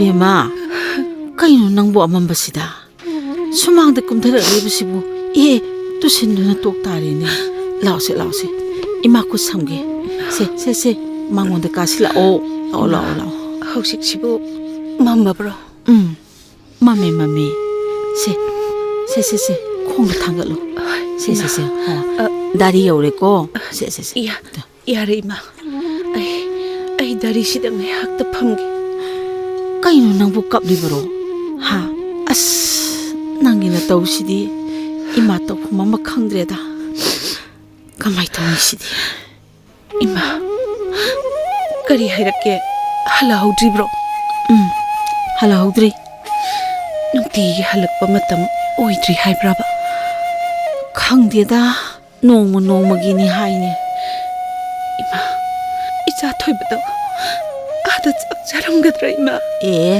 ꯆꯥꯔꯝꯅꯤ ꯑꯩꯅ ꯉꯁꯥꯏꯁꯨꯅꯦ ꯃꯨꯛꯇꯥꯗ ꯁꯤꯟꯅꯈꯤꯕꯅꯤ 이마 ꯉꯁꯤꯁꯦ ꯌꯥꯝꯅ ꯁꯥꯏꯀꯣ ꯅꯨꯡꯁꯥ ꯃꯔꯛꯇꯨꯗ ꯅꯧꯔꯤꯕ 이자ꯗꯨꯅ ꯀꯔꯤꯅꯣ ꯇꯧꯔꯝꯒꯗꯧꯔꯤꯕꯗꯨꯕꯨ 이마 이자도 ꯌꯥꯝꯅ 와람가니고 이마ꯁꯨ ꯈꯜꯂꯝꯃꯤꯅꯦ ꯌꯨꯝꯁꯤꯗ ꯀꯨꯏꯅ ꯂꯩꯕ ꯐꯥꯎꯕꯗ ꯁꯥꯃꯟꯗꯅ ꯂꯩꯐꯝ ꯈꯪꯗ꯭ꯔꯁꯤꯗ 이슈나 ꯀꯥꯂꯦꯟꯒꯤ ꯅꯨꯡꯁꯥ ꯃꯩꯁꯥꯗꯨꯗ ꯑꯩ 이슈ꯁꯦ ꯃꯔꯥꯏꯕꯛ ꯊꯣꯛꯅ ꯊꯤꯅ ꯇꯝꯂꯝꯈ꯭ꯔꯦꯗꯀꯣ ꯍꯦ ꯅꯣꯡꯗꯝꯕ ꯑꯁꯨꯝꯅ ꯍꯤꯡꯒꯗꯕꯒꯤ ꯁꯔꯨꯛꯄꯨꯗꯤ ꯑꯩꯈꯣꯏ ꯄꯨꯟꯅ ꯁꯤꯈ꯭ꯔꯁꯤꯔ ꯃꯤꯠ ꯎꯗ꯭ꯔꯕꯤ ꯑꯩꯅ 이자ꯒꯤ ꯀꯔꯤꯁꯨ ꯇꯧꯕ ꯉꯝꯒꯗꯕꯁꯨ ꯅꯠꯇꯦ 이자ꯕꯨ 와ꯍꯟꯕ ꯄꯥꯝꯗ꯭ꯔꯦ ꯕꯦꯃꯥ ꯅꯧꯔꯤꯕꯤ 이자ꯅ ꯊꯕꯛ ꯁꯨꯔꯒ ꯐꯪꯂꯛꯄ ꯁꯦꯜꯅ ꯍꯤꯡꯕꯗꯣ ꯑꯩ ꯄꯥꯝꯗ꯭ꯔꯦ ꯏꯃꯥ ꯑꯩ ꯄꯥꯝꯗ꯭ꯔꯦ ꯃꯃꯥꯟꯅꯕ ꯀꯌꯥꯅ ꯂꯥꯏꯔꯤꯛ ꯇꯝꯕ ꯆꯠꯄ ꯎꯔꯒ 이슈ꯅ 스쿨 ꯀꯥꯅꯤꯡꯗꯨꯅ ꯃꯃꯥꯟꯅꯕꯁꯤꯡ ꯑꯗꯨꯕꯨ ꯌꯦꯡꯂꯒ ꯂꯣꯟꯅ ꯀꯞꯄꯁꯦ 이마ꯁꯨ ꯌꯦꯡꯕ ꯉꯝꯗꯤꯌꯦ ꯍꯥꯏ ꯕꯦꯃꯥ 이슈 ꯍꯜꯂꯛꯑꯦ ꯀꯞꯂꯅꯨ 이슈ꯅ ꯎꯔꯒꯅꯦ ꯃꯊ꯭ꯋꯥꯏ ꯅꯨꯡꯉꯥꯏꯈꯤꯔꯣꯏ ꯁꯦ ꯇꯣ 이자 ꯊꯣꯏꯕ ꯍꯜꯂꯛꯑꯦ ꯍꯥꯏꯗꯥꯏꯅꯦ 이마 ꯍꯜꯂꯛꯑꯦ 보보 마마 아이 할래 이자 ꯊꯣꯏꯕ ꯍꯜꯂꯛꯑꯕ꯭ꯔꯥ 그이누 시대 라이미시대 이문데 장고 야다브라 이마기 ꯊꯣꯏꯕ 이자 할락바 ngairamlibani 이자부 ꯌꯥꯝꯅ 와브라네 응 와데 ꯊꯣꯏꯕ 이슈부 ꯆꯥꯛꯀ ꯆꯥꯔꯛꯄ꯭ꯔꯅꯦ 응 자리에 호텔다 아하우 자리 아이나 호텔다 짝 자리에더네 보보가 마마가 닝싱아이바 이자 ꯊꯣꯏꯕ 보보 ꯍꯥꯎ ngasi기 노이 짝 자르바 ꯆꯥꯏꯌꯦ ꯀꯔꯤꯒꯤ ꯆꯥꯗꯅꯤ ꯑꯩꯈꯣꯏꯁꯨ ꯑꯍꯥꯎꯕ ꯌꯥꯝꯅ ꯆꯥꯏ 보보 또 아기 카우디 야우르세 아짜폿 아하우 ngaktene 이자 ꯊꯣꯏꯕ 보보가 마마가 짜나바 아이나 뿌라이네 보보 시자오 싸게 마마 이자 ꯊꯣꯏꯕ 아이 일락게 시자오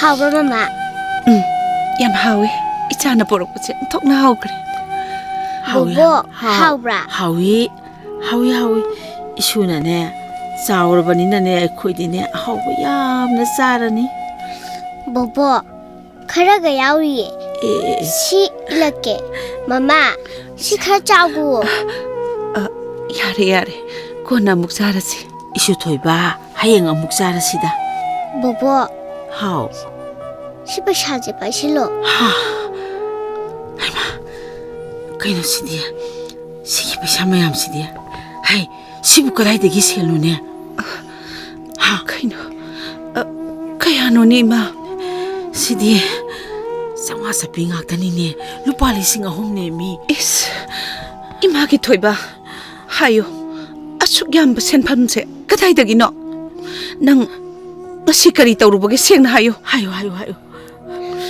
pupune pirakpani pupu imagi bungo nang imada oidaba ngangano nang masi soidana huralakpa oiramgani nang hayengdagi imphal chatpa yaroi haisiniko ngako hayo isu thoiba nangnane huralakpa oirasu boboknane mapududa pithokludoine kanadagi lorokpa seno sibo bobo pupune pirakpani sigi achapon myam sisu pupune laibiba ngaktane Aduga pupudo aibune hotel da pushilagane chak pijabiriba pupudo mabuk yam phajani 이자부 작쇼 비자비리바 Kana oiriga. 이마기 토이바 mama pupunane engondane akhoi yungine wa yam hangi adudane aina tambadane pupudo kappiba 갑비바 Pupuduna atay kari-kari di hairi. pupuduna hayengdagi gari sengba yauranu ai laik tamhanni su hai aduduga mama gi mitsu laing bini hai mama nang mit uradi nungayani ko 이자 토이바 Isuna hairi si bosum ladarane. pupudo akhoi de lakani su hai re 그리 하이바 aduga puna laik tamhalani nungai re 부부도 ꯑꯩꯈꯣꯏꯗ ꯀꯩꯗꯧꯉꯩ ꯂꯥꯛꯀꯅꯤ ꯍꯥꯏꯔꯛꯀꯦꯅꯦ ꯏꯆꯥ ꯊꯣꯏꯕ adudi hairakte lakani khata hai re mama 하요 aina ngasaine gari sengningaida papa do thingneye nupi amaga 그리 하이바 낭기 바바바 ai mangonda amuk hana baba kauraro 이자 토이바 ma aigi baba oidre hai 바바다 ꯑꯗꯨꯝꯅ ꯍꯥꯏꯍꯩꯗꯦꯀꯣ ꯁꯅꯥ aina baba haina kaubasu khumde aduga aina akhoi yumda chase aina makhut pairubadasu aingonda phuraine 이자다바 이슈다부 풀어이바 aibu phudo pupuna kanbirine Pana aibu kanano khangde haini yamna sawi pupuna haiba akhoi baba glak mina panupi do baba gi nupi ni hai bobo aigi di baba laitre ko 이슈다부네. 이슈 토이바 ꯌꯦꯡꯉꯣꯏ 이슈ꯗꯅꯦ ꯅꯪ ꯕꯕꯥꯅ ꯅꯨꯡꯁꯤꯗꯨꯅ ꯐꯥꯒꯤ ꯇꯧꯕ ꯑꯣꯏꯔꯤꯅꯤ ꯑꯗꯨꯒꯤꯗꯃꯛ ꯀꯞꯄ ꯍꯧꯅꯗꯤꯌꯦ ꯀꯞꯀꯅꯨ 이마기 사나 낭 바바도 태어나봤다네 아무 칸나 까우르라노 이마 이자기 바바디네 시크라바니 시크라바 이자기 바바 라이트레 베마 이슈다 둠나 하게누네 라오 짱나바 떠오르실라 이마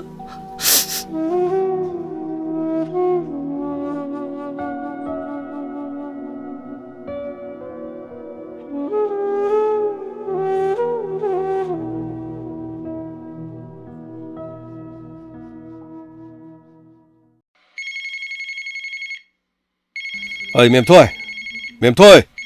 Ay, phone to kana ginong to payu nei. Ay, keno namu ta drabo. Masi nu pi si diba. Ay, mem thoi. Na karai legi nei. 오 따레 Ay, phone lai tu kana ginong ti yung ne. ꯑꯁ ꯃꯥꯒꯤ ꯐꯣꯟꯁꯤꯕꯨ ꯂꯥꯛꯈ꯭ꯔꯄꯣꯠꯅꯤ ꯕꯥꯠꯔꯨꯝ ꯃꯅꯨꯡꯁꯤꯗ ꯄꯨꯁꯤꯜꯂꯁꯨ ꯑꯗꯨꯝ ꯌꯥꯕꯗꯨꯕꯨ ꯃꯥꯂꯪꯕꯒꯤꯅꯤꯅꯦ hello 마디 바룸 짱크리에 돌아가 파헬라게 호이 하이라게 Ah, tham khrabro. Ah, kari hari no. 이루자바 로이라가 더 파헬로 온 하락바니 그이노 꼭두보 Kai do rage. 이스 어졸리두부 다이톡 피럭트라브라 Ah, tawela kamom to biro se. 타웰 나트라수 피스니 더 다이톡 피로세 아두다모 말랑바나 한dak 폰 ꯌꯥꯝ ꯇꯣꯏꯅ ꯇꯧꯔꯛꯏꯁꯤꯕꯨ ꯀꯩ ꯂꯩꯔꯒꯦ Ah, gari gi matang danida. ꯒꯥꯔꯤ ꯀꯩꯗꯧꯔꯒꯦ ꯍꯥꯏꯁꯤꯕꯣ Aina mongonda aigi gari do. Ah, tha ani khakte gi ni haidana bandhan to khiben. Adu haina kiba matam su hele. Handok piro hairi bani ne. ꯑꯗꯨꯕꯨ ꯃꯉꯣꯟꯗꯒꯤ ꯂꯧꯔꯤꯁꯤꯕꯨ ꯁꯦꯜ ꯀꯌꯥꯅꯣ Ah, lupa lak tarani. Sendoi ge di lak tarama thoi khare helaman. ꯑꯗꯨꯅ ꯀꯗꯥꯏꯗꯒꯤ ꯍꯟꯗꯧꯔꯤꯕ Khangde. Hojik leiriba. Lengak ki phibam sidadi sel pak thadolkani haiba su thajade. Ah, matam khara leiraga handok ya haina batare dana. ꯑꯁ ꯇꯥꯃꯣ ꯃꯥꯒꯤ ꯃꯑꯣꯡꯗꯨꯗꯤ ꯃꯇꯝ ꯈꯔ ꯉꯥꯏꯕꯤꯌꯨ ꯀ ꯍꯥꯏꯕꯅꯦ ꯌꯥꯅꯦꯕ ꯑꯩꯗꯤ ꯊꯥꯖꯗꯦꯀꯣ Adu oiragana yonthokiba tare dana. Aikhoigina amuk kona sen phanglaga leiba haibaduni. ꯑꯗꯨ ꯇꯥꯃꯣ ꯑꯩꯒꯤ ꯁꯅꯥꯁꯤꯡꯗꯨꯁꯨ ꯇꯥꯡ 5ꯗ ꯍꯜꯂꯣꯗꯅ ꯍꯥꯏꯔꯛꯄꯅꯦ ꯑꯩꯈꯣꯏꯅ ꯀꯩꯒꯨꯝꯕ ꯍꯟꯕ ꯉꯝꯗꯕ ꯇꯥꯔꯗꯤ ꯃꯣꯏꯅ ꯁꯨꯝ ꯂꯧꯈ꯭ꯔꯅꯤꯌꯦ Laugesu laugrasanuda. Kona adudagi henba ma sabiraga lore. Yarba natro. 야바부디 야바. 아두다 파무버기 와니다. 파무이 하이드나부 까리 떠도이노. 아이 땡크레세. 짠나밤 또 떠오게. 아두 타모 사도 시다 숨뿌라게. 그이노 아이네 호직 떠고도리시보. 쿠치들 루파 아마도수 빠이드리. 이마나버싱다 한가다버수 항팜 아마도 레이트레 떠오리시. 타모 자시다 레이리. 그이노시보. 너디 그이노부 남기시보. 상고음수 로이토크레. ngasi디 상항수 오이나 ꯑꯗꯨꯝ 탁비로. ꯆꯥꯅꯕꯁꯨ ꯑꯃꯠꯇ ꯂꯩꯇ꯭ꯔꯦꯀꯣ. 시디에 낭수 헨만들네. 상고음ꯗ ꯅꯠꯇꯦꯗ ꯇꯥꯃꯣ. ꯆꯥꯛꯈꯨꯝꯒꯤ ꯊꯣꯡ ꯊꯥꯛꯅꯅꯕ ꯄꯣꯠ ꯆꯩꯁꯨ ꯂꯣꯏꯅ ꯂꯩꯇ꯭ꯔꯕꯅꯦ. 어두디 낭수 두칸ꯗꯒꯤ ꯈꯔ ꯂꯧꯔꯨꯕꯗꯤ ꯌꯥꯏꯗꯅ. ꯑꯁ ꯀꯥꯏꯗꯩꯅꯣꯗ ꯍꯥꯟꯅꯒꯤ ꯁꯦꯟꯁꯣꯠꯐꯥꯎ ꯄꯤꯊꯣꯛꯇ꯭ꯔꯤ. ꯌꯥꯔꯦꯁꯦ ꯇꯣꯛꯑꯣ ꯑꯗꯨꯗꯤ.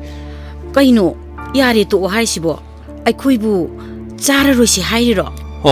ꯆꯥꯗ ꯇꯥꯔꯦꯗꯅ. ꯅꯪꯁꯨ ꯀꯩꯁꯨ ꯅꯠꯇꯕꯗ ꯆꯥꯛꯈꯨꯝꯒꯤ ꯄꯣꯠꯆꯩꯁꯤꯡꯁꯤ ꯐꯥꯎꯕꯗꯤ ꯁꯤꯟꯅꯕ ꯌꯥꯏꯗꯅ. ꯑꯩꯕꯨ ꯁꯨꯝ ꯉꯥꯏꯗꯨꯅ ꯂꯩꯔꯕꯗꯤ ꯑꯁ ꯀꯗꯥꯏꯗꯒꯤ ꯌꯥꯅꯤꯒꯦ.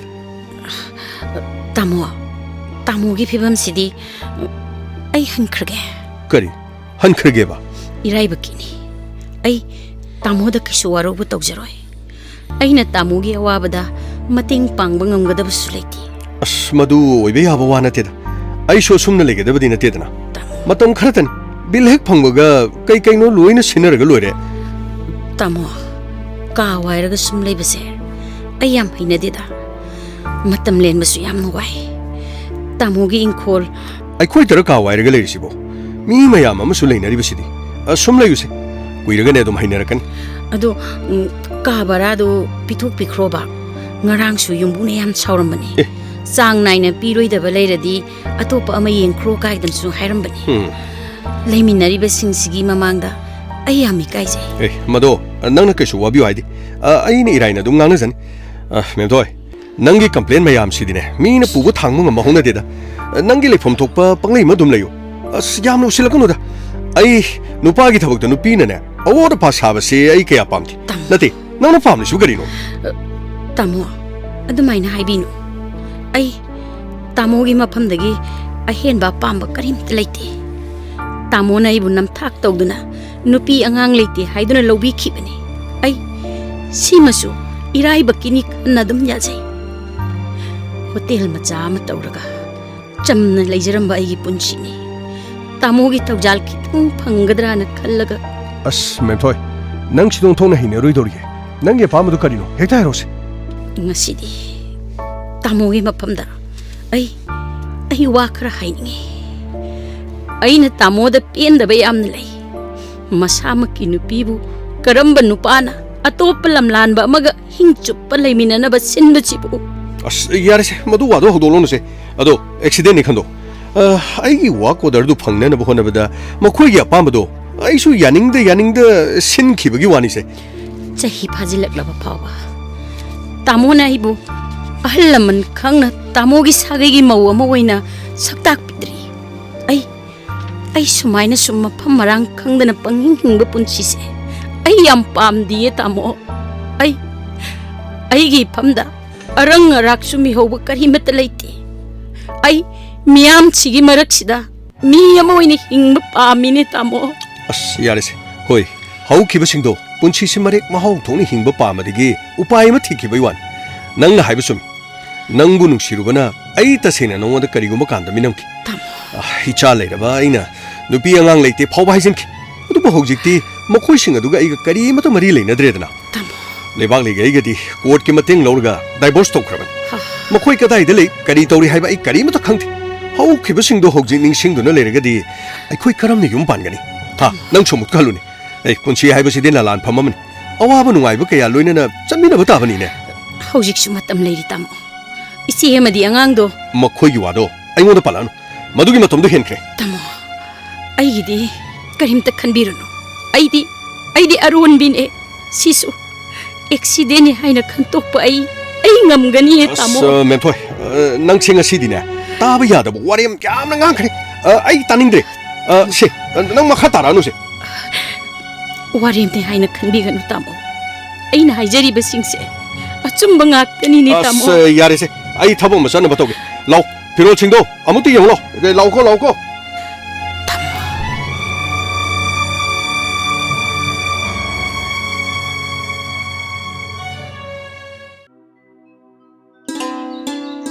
Bobo, Pupu lae.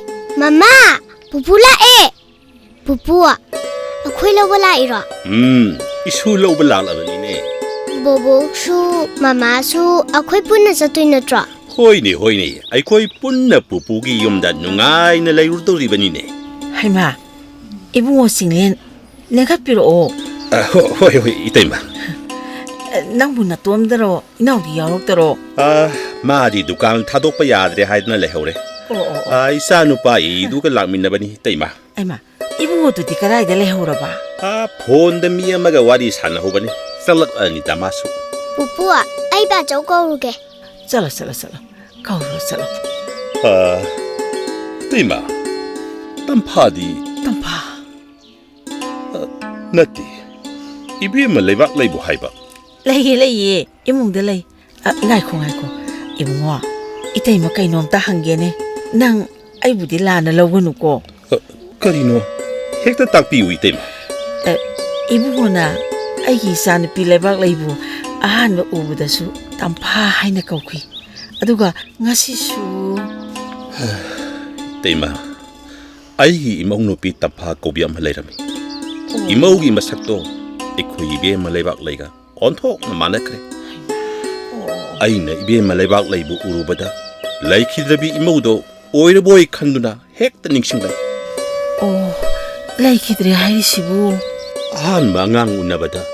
Mama masak punna laykidrabani ni itay ma. 어통나 누가이 기대다고. 이모두나 레이키다바디 까얌디 꾸이레 이붕어. Sahi mga kara hele. Imaudo. Laykidabadagi. Isa nupa sisu. Nupi mathiyo haibasu yakidre. 아두나니다나 이사누빠두나 코이데 락보다 아이 이사누피부에 우보다네 로는 마피 했다 타이토이. 아이 강해. Aduna itay ma. Aigidi. Isa nupa matomtani. Aigi sagaygi imut kigadra kanbada. Nanaw yam na way. 호이니. Itay ma. Ay, itay magi mapamdagi mateng matang ni kadabalay. Madu matadi, itay manayabi yun. 이붕어 나나 하이리바 와품마두부 오이부 오이게다라네. Itay makoy na buyabi rabadi. Kay sulay ba wapam nate. Itay ma, nanawunog sibiyo. 나 호이나 부야라디네. 아이기디 까리수 까이디. Ato ko itay ma, nungay ba pawa masu, tamzagay ng laibani. 까리 바우노 하요. Ibi malaybak lagi. Mitkit test report singdo. Isa nupa na maduray da layba. Mama na ba daktar amada. Thado na yengan mada. Kay su arubo oiroy. Operation ama tawraga. Soy na pagani. Hayra ini itay ma. 이사기 미세 우보 방안이 하이바. Hoy. 아이 농아이레. 이붕어 이따이 맛에 시라바수 야래. 아두보네. 낭나 하이리두보. 아이 코이나 까마이나. Itay ma. Adugi damat. Kariba tawagan. Isa nupa na panaba loy na sinkaban. Layeng basat pasu. Isa nupa galoy na na. Itay mayaw na satminawo. 강레다 이붕어 찡레. 행능박이 아빠amba 레이루드라바 이코이세. 낭나 아나우바 마폭 아마모 뽑히라바니도. 이붕어기 라만세. 이마이사나 마폭 쿠딩이 생망함메로이니. Adum na tapigan no itay ma. Ay koy mase. Amana amagi angam mateng pang na bahay ba se miyoy bagilisan ni itay ma. Ay na itay ma koy mateng pang ba pangjaba se. Ay gidi laibak pabani kanjari ba ni itay ma. 낭가 코이가 팅내람드라바디. 코이네 오이게다바 피밤도 칼루보다 이따이 맘맘미. Itay ma, tingki namni. Adudi saan na ba tawrasira? 사파부디 야레. 아두다 부게다바 뽀사이 싱아도 로션두나네 로이나 탐라바니. 부게다바 뽀부디네 빵야미암바나 띠에다. 카라 부게다바수 이봉오나 뽀르까노나 하이바니나. Itay ma, nanaw na hana so hay sabaduni. Kariba ta pubirakan. Itay man na nungay talaga na. Tangay padaba adu kaktamak pubiraw. 파리 아두디 싸나바 따오르시. 아코이 뽀사이도 아무데라고 토오키게. Pani itay ma.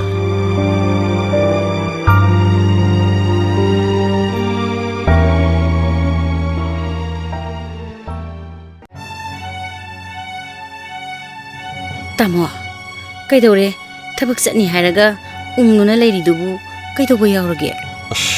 Kok sikpa pao ma tarine tauris. Kai pauno haisibo.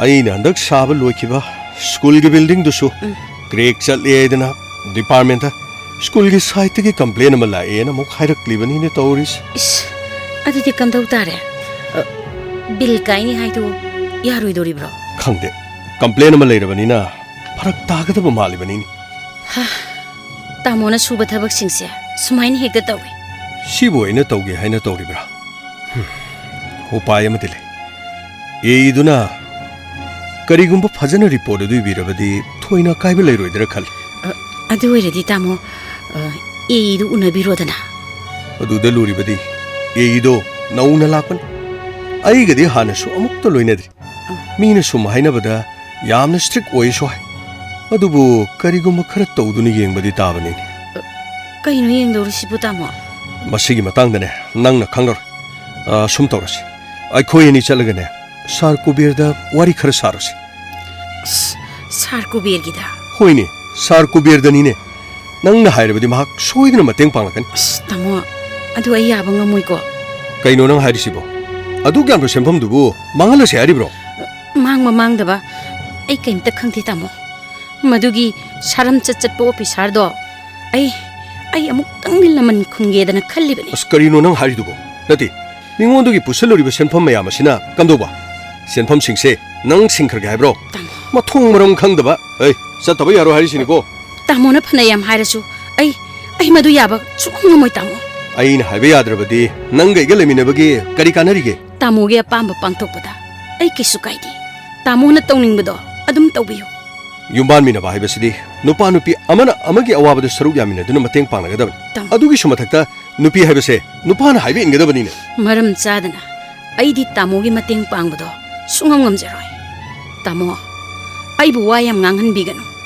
ꯇꯥꯃꯣꯅ ꯑꯩꯒꯤ ꯏꯐꯝꯗꯒꯤ ꯄꯥꯝꯕꯤꯔꯤꯕꯁꯤ ꯀꯔꯤꯅꯣ ꯑꯗꯨꯗꯤ ꯑꯩꯅ ꯍꯥꯏꯗ꯭ꯔꯕꯁꯨ ꯅꯪꯅ ꯈꯪꯐꯝ ꯊꯣꯛꯏꯅ ꯇꯥꯃꯣꯅ ꯄꯥꯝꯃꯤꯕꯁꯤ ꯑꯩꯅ ꯆꯠꯈꯤꯕꯗꯨ ꯅꯠꯇ꯭ꯔꯥ ꯐꯔꯦ ꯇꯥꯃꯣꯒꯤ ꯅꯤꯡꯕ ꯊꯨꯡꯅꯅꯕ ꯑꯩ ꯆꯠꯈ꯭ꯔꯒꯦ ꯉꯁꯤꯒꯤ ꯃꯤꯀꯨꯞ ꯑꯁꯤꯅ ꯇꯥꯃꯣ ꯅꯪ ꯑꯩꯒꯤ ꯑꯔꯣꯏꯕ ꯎꯟꯅꯕ ꯃꯤꯀꯨꯞ ꯍꯥꯏꯕꯗꯨꯁꯨ ꯑꯣꯏꯈ꯭ꯔꯁꯅꯨ ꯇꯥꯃꯣ ꯃꯦꯝꯊꯣꯏ ꯇꯧꯔꯤꯁꯤ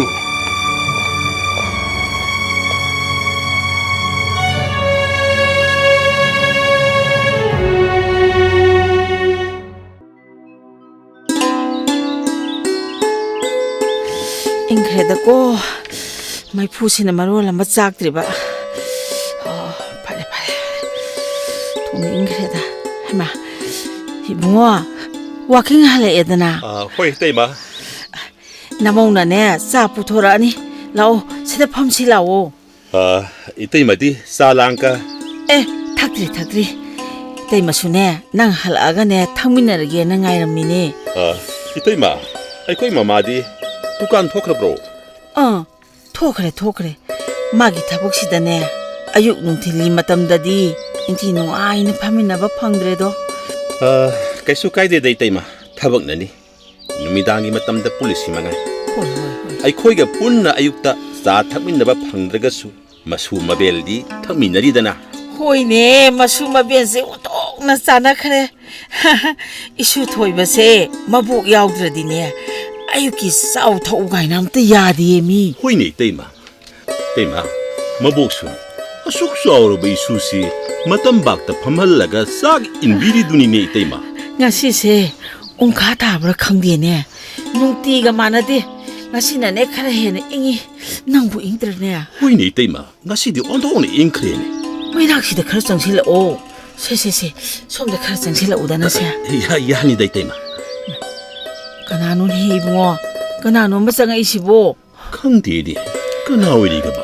ꯑꯩꯗꯤꯅꯦ ꯃꯇꯝꯅ ꯐꯠꯇꯕꯁꯤꯗꯅꯦ ꯑꯣꯟꯊꯣꯛꯅ ꯀꯤꯖꯈ꯭ꯔꯦ ꯂꯥꯛꯂꯤꯕ ꯅꯨꯄꯥꯁꯤꯕꯨ ꯇꯨꯄꯤꯁꯤꯒ ꯀꯣꯠ ꯑꯁꯥꯡꯕꯁꯤꯒ ꯃꯀꯣꯏꯌꯣ ꯃꯔꯥꯡꯉꯣ ꯏꯃꯥ ꯏꯕꯦꯝꯃ ꯅꯤꯡꯊꯝꯊꯥꯒꯤ ꯗ꯭ꯔꯦꯁꯅꯤ ꯏꯇꯩꯃ 이붕어ꯀꯅꯥ ꯎꯅꯒꯗꯕ?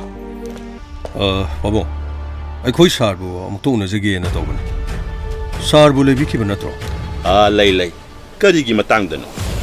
ꯄꯥꯕꯨꯡ ꯊꯕꯛ ꯑꯃꯒꯤ ꯃꯇꯥꯡꯗ ꯁꯨꯝ ꯋꯥꯔꯤ ꯑꯃꯠꯇ ꯁꯥꯟꯅꯖꯒꯦ ꯇꯧꯕꯅꯤ ꯊꯕꯛꯀꯤ ꯑꯣꯏꯔꯕꯗꯤ 이붕어 ꯑꯣꯐꯤꯁꯇ ꯎꯅꯕꯅ ꯐꯒꯅꯤ ꯃꯥꯗꯤ ꯌꯨꯝꯗꯗꯤ ꯀꯌꯥ ꯋꯥꯔꯤ ꯁꯥꯟꯅꯗꯕꯅꯤꯅꯦ 시대 펌리시부 이마 타루 나트라네 마디 시대 그리 떠오리버잖아네 이붕어 그이더래 그쇼 떠오디 빠봉 아두부 이사는 락라버니나 운나바 야버리 ең세 사탁시 파모 베마 낭 빠봉 할래 싸도 그렇 부토라오 싸 아마땅가 헬라우고 이때마 나랑 이모부 닥터 셋니 하이나바 마타이 이모부 마사 누가이따바 야우브라네 예 닥터다 체크업 잡빠니다 하 섹셋바 이봉호 낭나 수 팡도리네 그이노네 아이부 이수 펑도라바 호이 asuk nungaiba pause itai madi ainghunda 하이마 이나오나 하이드라네 masu haide itai ma yam nungai 그이노네 샤프 토록리버시부 레박릭 나트라네 까이노이는 것이 우리바 석담시부 시부 망라 따이방라 떠오리시부 바봉 자 레이저리 yare yare saanabadusu table sida punne hekta thamu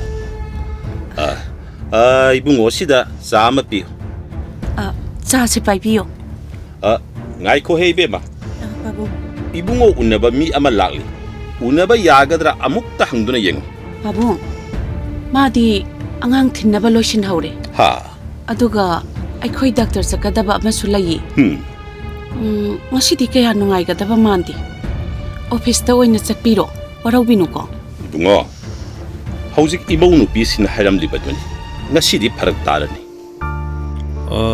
파레 빠봉 아이 오피스도 오이나 쩌쩌르게 ngai khoi bungo sa se khara thakho 야라니마 아이 yade yade ibungo saadudi thakpiko Pupu ay skun chalage. hoine hoine haima nang na khoromido maida theng tare somda khara le thora une angau bosidi ai mi khanaba yade ko salo salo Hoy Pupu. yare salo 아이 자누파 ngasidi pupu thinbirakedana 까리나 Tali bacawa dum thinan ge. 아이노 오리버시부 Pupu chale. 아이부 자시다 그림부터 하이드나 한부터 알아보라네 하이라로이 먹고이기 농하이라바 너우바 먹보고시다 아이 옛바 아마타 비라로이 ibungo sine isunu padi nang su taredana mapana natradi kanamatana school thinbige yadaba mapa masa onto na nungsina khraba 빠봉 어디 아이 저저렇게 phare yauro ibungo nangbu kari haininglige 빠봉 아이 매담다 그놈도 하이저럼게 떠보니 yayi ibe leibak lai hai nangbu kaidorige amukta thoraune 바봉아 까리 딱비가다바 너 ibungo sina kaino ma haining le malin he ibungo salo nangna haining lido hairudo 얌농아리 빠봉 salo karino mana hairam ge haisibo gari oyuni teima hauzik batam gi satnabido atoppa officer yabadumna yagada boy khallimidana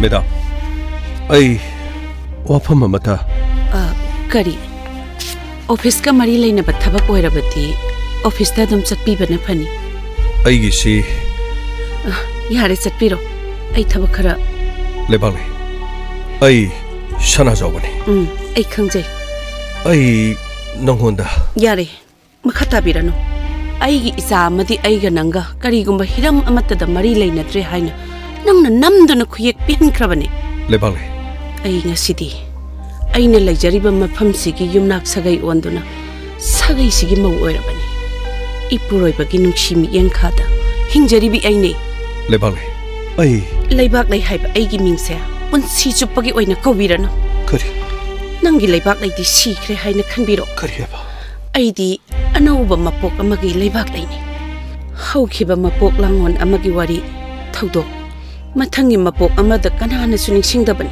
레발레 aidi mamang mapoki wari punamak amatta ningsingba thoktre adon chumi oirabadi ningsingbam thokti haina khanjai 소리 매담 아이 매담기 마품도 얌나 란크리 매담기 레마우리바 꾼치다 농아이바 하이바도 오이러시 madam की इचानो पादो मतिक चाब मी मतंगदी ओहेन बियुको ꯑꯗꯣꯝꯅ ꯇꯥꯛꯄꯤꯔꯤꯕꯗꯣ ꯌꯥꯝꯅ ꯐꯩ ꯑꯗꯨꯕꯨ ꯑꯩꯒꯤ ꯏꯆꯥꯕꯨ ꯃꯃꯥ ꯑꯩꯅ ꯑꯣꯏꯍꯟꯅꯤꯡꯕ ꯁꯦꯝꯅꯤꯡꯕ ꯃꯑꯣꯡꯗ ꯁꯦꯝꯕꯗꯁꯨ ꯑꯗꯣꯝꯒꯤ ꯄꯥꯎꯇꯥꯛ ꯂꯧꯒꯗꯕꯁꯨ ꯅꯠꯇꯦ ꯑꯩꯒꯤ ꯊꯧꯖꯥꯜ ꯍꯩꯕ ꯏꯄꯨꯔꯣꯏꯕꯅ ꯏꯆꯥꯕꯨ ꯁꯦꯝꯒꯅꯤ ꯍꯧꯖꯤꯛꯁꯨ ꯃꯄꯥꯅ ꯁ꯭ꯀꯨꯜꯗ ꯄꯨꯈꯤꯕꯗꯣ ꯑꯗꯣꯝꯁꯨ ꯎꯕꯤꯍꯧꯕ ꯅꯠꯇ꯭ꯔꯣ ꯃꯤꯒꯤ ꯏꯃꯨꯡꯗ ꯑꯍꯣ ꯑꯄꯥ ꯁꯥꯗꯨꯅ ꯈꯨꯠ ꯊꯤꯡꯖꯤꯟꯕꯁꯦ ꯂꯩꯕꯥꯛ ꯃꯆꯥ ꯇꯥꯗꯕ ꯃꯤꯒꯤ ꯂꯤꯆꯠꯅꯤ लेबागले ꯃꯤꯡꯒꯧꯗꯣ ꯑꯣꯟꯅꯔ ꯃꯥꯜꯂꯦ सॉरी मेदाम अई मेदाम की मफम द यामना लानखरे मेदाम की लेमहौरिबा पुंसीदा नुंगाइबा हाइबा तो ओइरसु अई चानो पादो मतिक चाबा मी अमतंगदी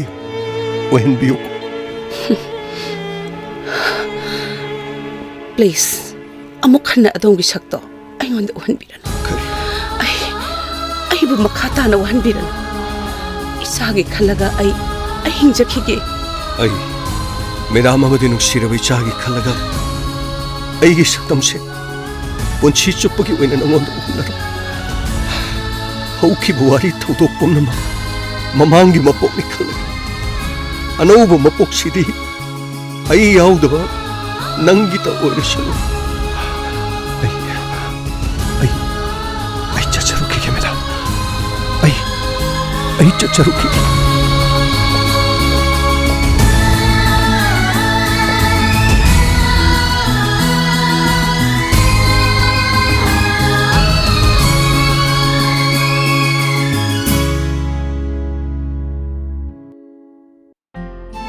हौजिक ताबिख्रे रेडियो ड्रामा अनौबा मपो लीलासी अयिबा अजित कुमार लाइश्रम लीलासी लेखिद्रबा लबुक तोंबम श्यामदेव एलाई श्यामोदा महाकी मचानुपी लबुक तोंबम भुवनेश्वरीना कच्चबन लीलासी सकतम लांगिबसिंग चौधरी मयूम सुरेंद्र शर्मा अयेकपम शांति पुनेश्वरी थांगजम फुलका जेम्स हैग्रुजम लोइनना बेबी हेंथोइसना ड्रामा से ओहं रेडियो मदी डायमंड टीवी ना मियाम की दमक संदोक चबनी।